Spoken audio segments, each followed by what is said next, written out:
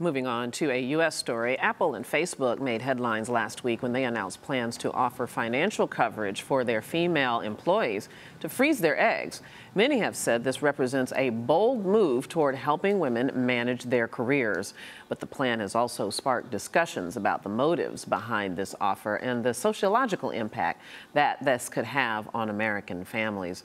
Renee Ameling is a sociologist at Yale University and the author of Sex Cells, C-E-L-L-S, the medical market for eggs and sperm, and is joining us via Skype. Dr. Ameling, thank you so much for being here with us. I do appreciate it. Thank you for having me. You know, I must admit, my first reaction to this story, that these two corporations would provide this as a perk to their employees, was very conflicted. My first thought was, oh, what a nice benefit. And then the second thought was, well, what kind of pressure does this put on women? What does this say about women's place in the workplace? So I guess I want to know what your reaction to this offering is. Yes, well, you know, I just happened to be in the middle of lecturing about work-family conflict in my undergraduate class here at Yale, and several of my students emailed me about the Apple and Facebook decision, and they said, you know, this sounds great. I want to go into the tech industry, and this will make it easier for me. So I think that it's important for young women and men to recognize that this is not a solution to the ongoing pressures that we all face trying to balance work and family. And I guess that leads me to my next question. That does this put an undue burden, if you will, on women to carry the pressures of a family life, a personal life, by providing this, by saying, hey, you can have your children later, so, you know, give us all of yourself right now? Right. Well, I think the intention behind this new policy is to help women balance work and family.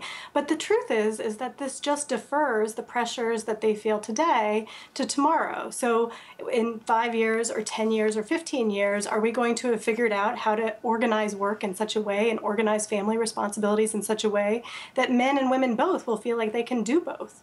You know, I read a tweet as in a comment to this, and it was really actually a very interesting question. I want to read this to you and get your response. Jedward Fan XOXO6 says, I heard someone on the radio mention that, why don't they offer to pay for childcare? I think that's a good point. That is a good point, isn't it?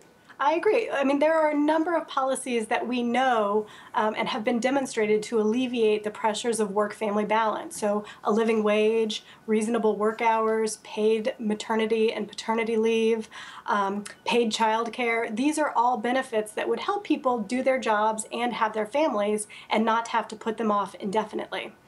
I wonder what would be your counsel to a young woman who's just starting off in her career, and she is sort of finding her way of how to balance who she is as a woman, what her career trajectory is going to be, what her desires as a mother might be. I wonder if women very early in their career are really even equipped to be able to make this kind of decision. Well, the concern about egg freezing is that essentially it involves women taking hormonal medications for several weeks. They self-inject these medications into their bodies to produce many eggs, and then they go through outpatient surgery to have the eggs removed.